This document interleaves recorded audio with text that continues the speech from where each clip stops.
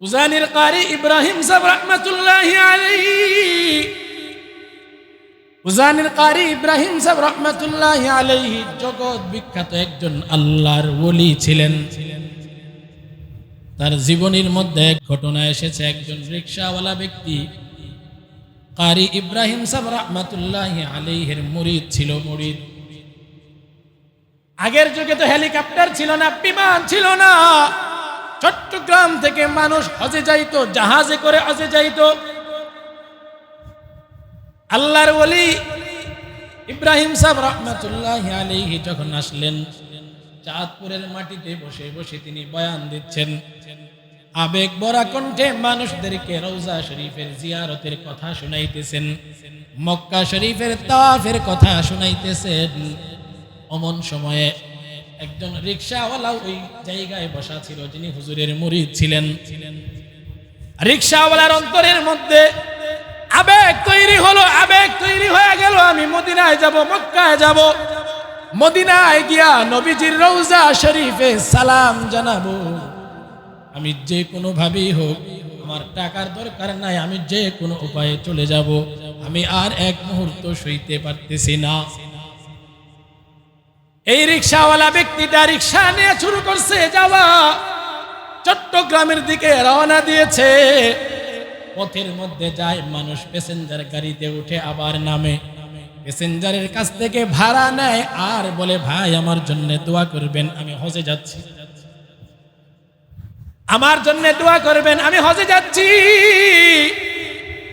এইভাবে করে করে সামনের দিকে আগায়। মানুষটাকে বলে, তুমি গরিব মানুষ, তুমি আবার কেমনে হজে যাইবা? এই ব্যক্তিটা রিকশাওয়ালা বলে, কেমনে যাব আমি জানি না, রওনা দিয়েছি, নেওয়ার মালিক আল্লাহ, আমাকে আমার আল্লাহ নিবে। এইভাবে যাইতে যাইতে এক পর্যায়ে একেবারে ঘাটের নিকটে চলে গেছে। ঘাটের মধ্যে যখন যেখান দিয়া মানুষ হজের জন্য ঢুকে, জাহাজের মধ্যে গিয়া ঢুকে, ওইখানে একটা দারোয়ান ছিল। ওই দারোয়ানকে বলে, ও দারোয়ান ভাই, আমার রিকশাটা এখানে রাখলাম, তুমি আমার রিকশাটা দেখো, আমি হজে যাচ্ছি, আমার জন্য দোয়া করবা। আমি হজে যাইতেছি, আমার জন্য তুমি দোয়া করো। দারোয়ান ডাক দিয়া বলে, চাচা আপনি হজে যাইবেন, আপনার পাসপোর্ট আছে নাকি? আপনি আবার হজে কেমনে যাবেন? মুরব্বি ডাক দেয়া কয়, পাসপোর্ট তো দূরের কথা, আমার কাছে এক ফটো নাই। মুরব্বি তো আর পাসপোর্ট চিনে না। কয়, বাবা পাসপোর্ট তো দূরের কথা, আমার কাছে এক ফটো নাই।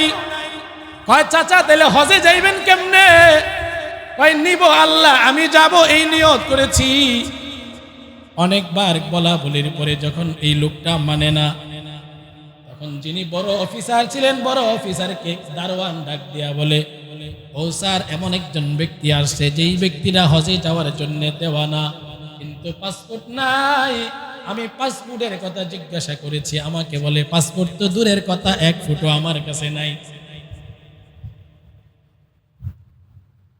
এবার ওই স্যার ডাক দিয়া বলে, বড় অফিসার ডাক দিয়া বলে, দেখো কোনোভাবে তাকে একটা, তার মনের মধ্যে যেহেতু আবেগ, মনের মধ্যে এত আশা,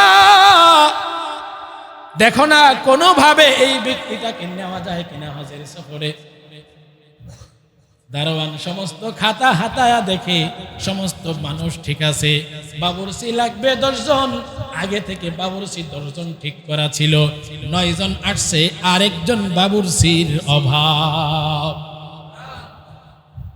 একজন বাবুরসির অভাব। বড় অফিসার দারোয়ানকে বলে, যা জিজ্ঞাসা করো সে রান্না বান্না করতে পারে কিনা। যদি রান্না করতে পারে, বাবুরসির লিস্টের মধ্যে ঢুকায়া এই ব্যক্তিকে নিয়ে যাও। এবার দারোয়ান আইসা বলে, চাচা আপনি যাইতে পারবেন না, যাইতে পারবেন না, পাসপোর্ট লাগবে। কয়, পাসপোর্ট তো লাগে জাহাজের উপরে উঠলে, পাসপোর্ট তো লাগে জাহাজের ভিতরে উঠলে। আমি তো ভিতরে উঠবো না, উপরে উঠবো না, আমি তোমার জাহাজের ডালি ধইরা ধইরা মদিনায় চলে যাব। কয়, চাচা আপনি কি রান্না করতে পারেন? বড় অফিসার বলেছে, রান্না করতে পারলে আপনাকে নেওয়া হবে, বাবুরসির লিস্টের মধ্যে ঢুকানো হবে। বাবুর্চির লিস্টের মধ্যে ঢুকায়া আপনাকে নেওয়া হবে। বুড়া লোকটা ডাক দিয়া বলে, আমি সব রান্না করতে পারি, এমন কোন রান্না নাই যেই রান্না আমি করতে পারি না, সব রান্না করতে পারি, তুমি শুধু আমাকে নামের লিস্টের মধ্যে ঢুকায়া ব্যবস্থা করে দাও। এবার যখন ব্যবস্থা হয়ে গেল, সমস্ত বাবুর্চিরা একসাথে, মুরব্বী সমস্ত বাবুর্চিদেরকে ডাক দিয়া বলে, ও বাবারা, তোমরা ভালো করে শুনে নাও, আমার দিলের মধ্যে বড় আবেগ, আমার দিলের মধ্যে মদিনার প্রতি ভালোবাসা, এই ভালোবাসা আমি আর সইতে পারতেছি না।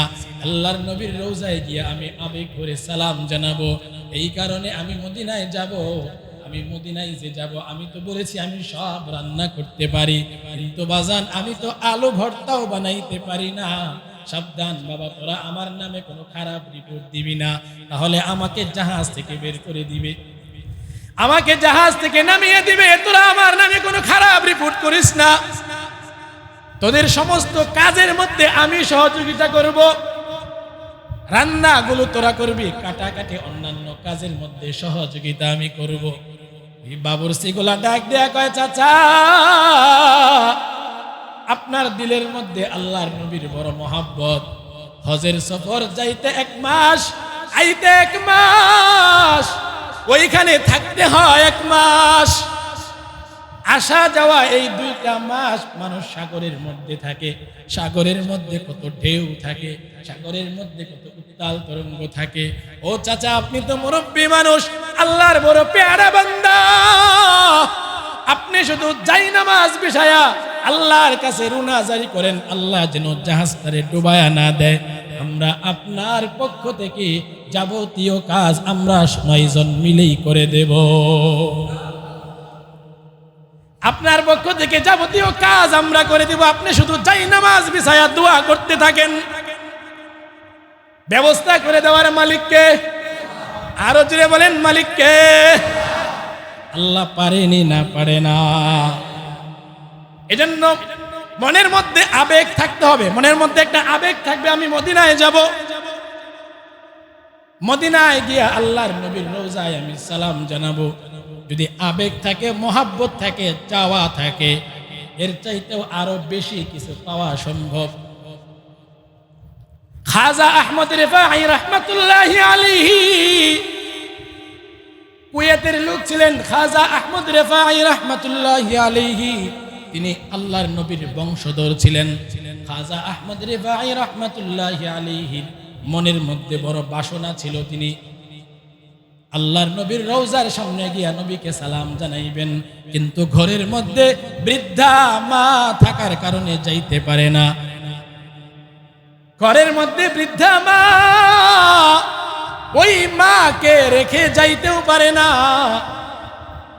বৃদ্ধা মাকে রেখে যাইলে বিপদ হতে পারে, এই কারণে তিনি যাইতে পারে না।